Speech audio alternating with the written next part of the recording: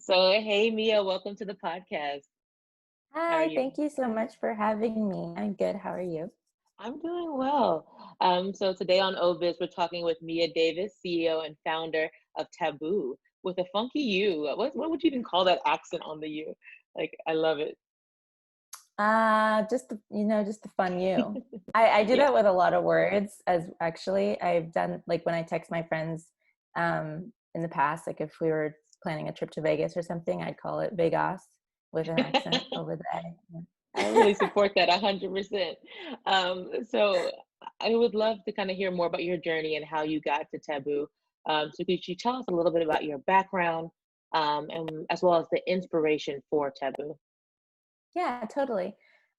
So I kind of came into this space mostly out of my own lived experiences, based on experiences with sexual trauma and pelvic pain and issues with my period, and sort of just like having a really conservative abstinence-based sex ed growing up. And so kind of all of those experiences, I think, guided me to where I am today with wanting to really normalize sexual wellness and just like open up conversations that are taboo. Yeah. And then as far as like my background, um, I started studying product design at Stanford, and I kind of I was really interested in accessibility design and kind of like how to create solutions for people that, especially with like marginalized identities. That was always something really important to me. And I also took like a social innovation class, learned about social entrepreneurship. And I think that kind of opened my eyes to the fact that you could do good and innovate and be profitable at the same time. So that was sort of always inspirational for me. And then I ended up working at Salesforce as a UX designer on the community cloud team. So that was really where I got foundation in sort of like community building and a lot of like some like enterprise design stuff, which is actually coming in handy now in terms of like new stuff we're Okay. building. And so, yeah, and then I think just for me, UX is really about just like solving problems, making people's lives easier, simplifying things. And I think a lot of that applies to the sexuality space and mental health space as well, because so much of this stuff is just like not taught Exactly. and or made overly complex. So just like, how do we make it fun and normal? And yeah. Yeah, I mean that's super interesting. Um, I Yeah, I feel like a lot of the things that exist out there so far are just a little bit intimidating. And what I love about your brand is that it's not. Um, I stumbled across you guys on IG, and I was like, this is really accessible. And like, I'm an adult, I'm very comfortable with sex, and even I felt like there was a lot to offer. So could you tell us a little bit about how the site works and kind of what I guess, the vision and the mechanics are of Taboo? Yeah, totally. So right now on our site, it's kind of organized into articles, classes, and sort of a shop section. So the idea being that we want to be a resource for you when you're looking for information, because the primary way people, actually look for information related to sex is that they Google it instead of Yeah. talking to a doctor, instead of asking a parent or a friend or even a partner, they're going to Google. So we wanted them to land on Taboo so that they could have a trustworthy resource that was also relatable and approachable. And so that's like a lot of our content is centered around just like really optimizing for SEO and really just like Yeah. thinking about what are the questions that people have, what are the topics that aren't being covered, and especially what are the topics that aren't being covered well or like in a nuanced way. And then we also have online classes. So those are on-demand classes that are like video based, with different instructors. And those range, we have one on desire, like mismatched desire in a relationship, dating for people who are like getting into online dating or who are super jaded about it, managing your period. And then we're releasing one soon on like painful sex and pelvic pain. And then we also just started hosting digital workshops as well. So that are more like live classes.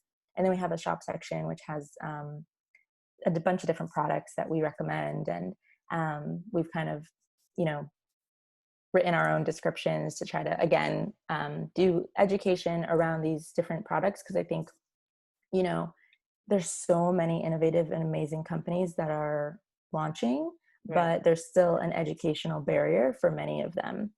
So if you don't know, like, um, even with, if it's about like a UTI company, or even like there's a product like ONET, and like understanding how that works, I think there can be like an educational learning curve. So we try Yeah. to, address that. I mean, I also saw that you did stuff with mental health. So for Hmm. you, like, how does mental health tie into, I guess, sexual wellness?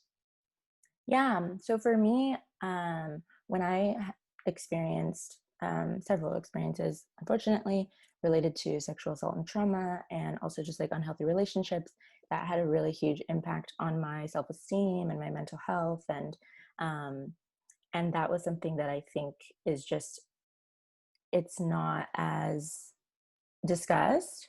I mean, I think recently, actually, like since the Me Too movement, I do think there are a lot more conversations, but the Yeah, mental health aspect isn't always a part of it. And I think it's a huge part of it. And even when it's, even just like being younger, and like when you start to, um, like realize you're a sexual human being, for me, with having an abstinence based education, that came with a lot of shame and guilt. And so that's also tied to mental health. And it's all just so interconnected, whether you're thinking about identity or pleasure. If you and your partner are like arguing all the time, that impacts your mental health. If you and your absolutely. partner are like not on the same page when it comes to pleasure, or you're not experiencing pleasure at all, even if you don't have a partner, those things can, and they can positively impact your mental health.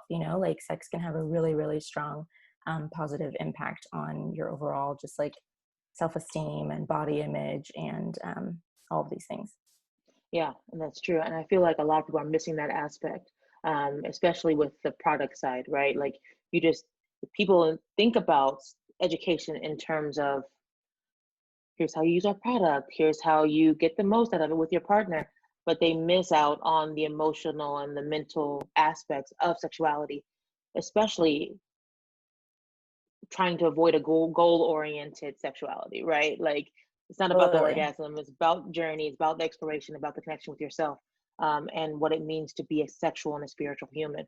So I think that's really interesting that you guys are doing that, for sure. Yeah, and I think especially for people who are experiencing, as you were saying that, I was thinking about, experiencing sexual dysfunction.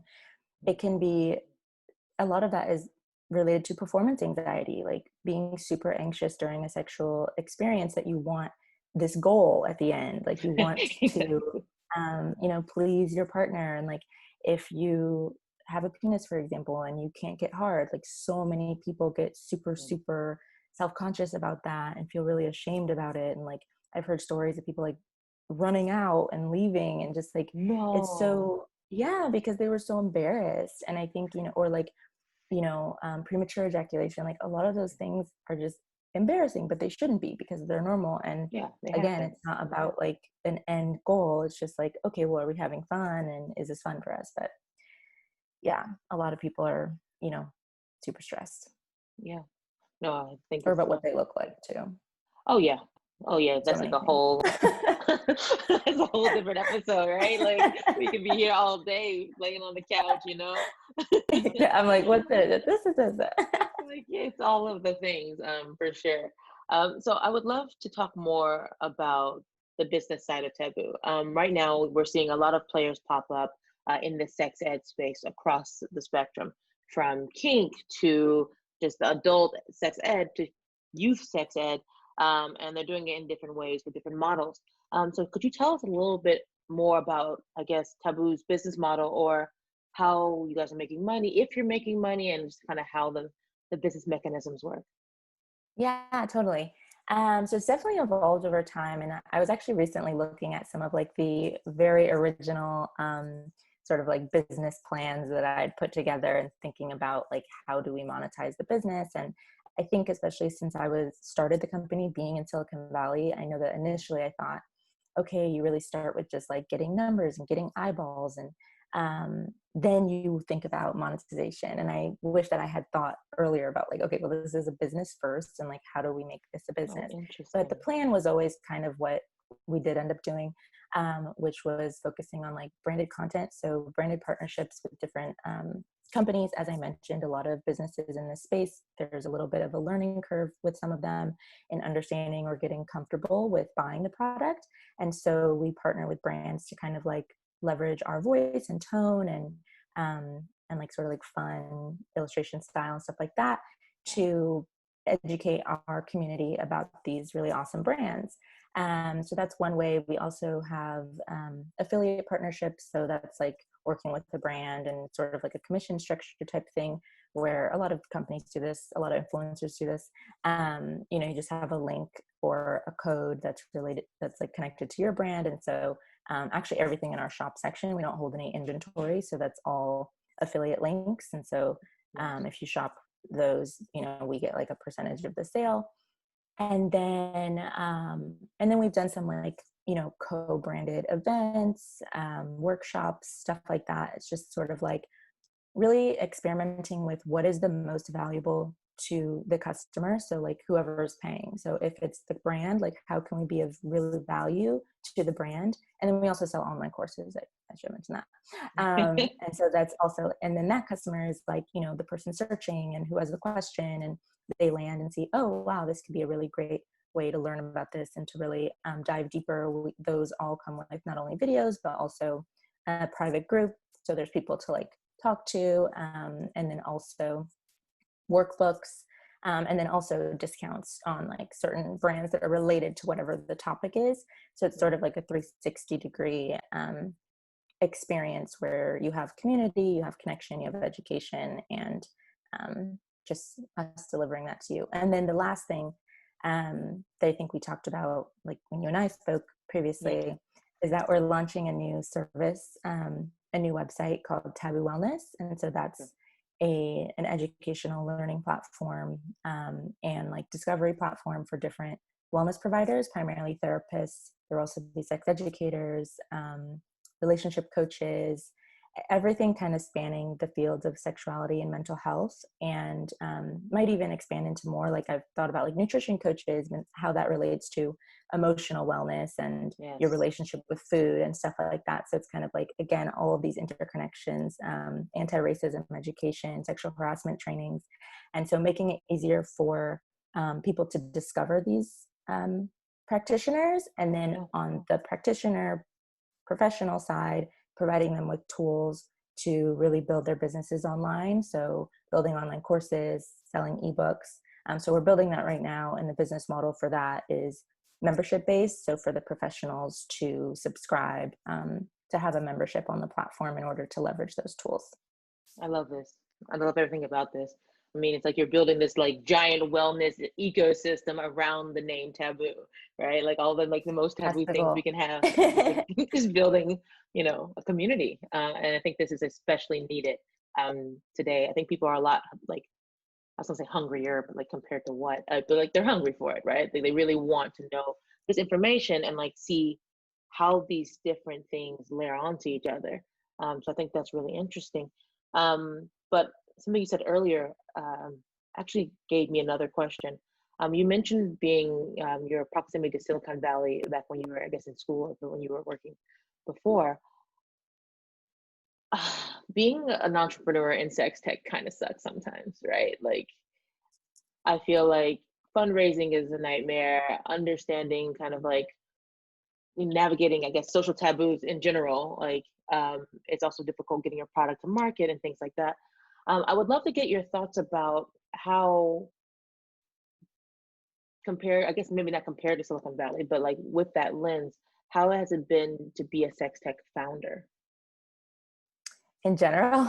Yeah, I guess like, just like, what has your experience been so far? Yeah. So I think it's changed over time. When I started the company, I was 23 years old. And so I also was sort of fairly fresh out of college, still really dealing with a lot of these issues in my own life. I mean, also we all always are. Like I always say, in terms of like sex ed, I think a lot of people associate it with high school or middle school, but really we're always learning, and it's always changing throughout our life because your body's constantly changing and your relationships evolve. And so I guess, but at the time, I think it was more close to the experiences that I'd had. And so I think I had, and I was like, I don't know, I was in a very sort of traditional path for like success, quote unquote. Um, and so I think I had a lot of embarrassment Mm. at first in terms of like, how do I describe this company? And when I was quitting my job, do I tell my coworkers? How do I tell my coworkers? I don't really want to have a conversation with it feels unprofessional to have a conversation with my coworkers. Like, I'm starting this sex company. And so I just felt, really uncomfortable about it. And then it's definitely had some impact on my family and like my relationship with my family members, because again, I was raised pretty conservatively. And so I think a lot of them don't really understand not only why I left like a very stable career, but also why I'm specifically working in this space. And so that's been interesting from like a personal perspective. But I think in terms of like, I think the reason I mentioned sort of like being younger is because I think as I've um, matured.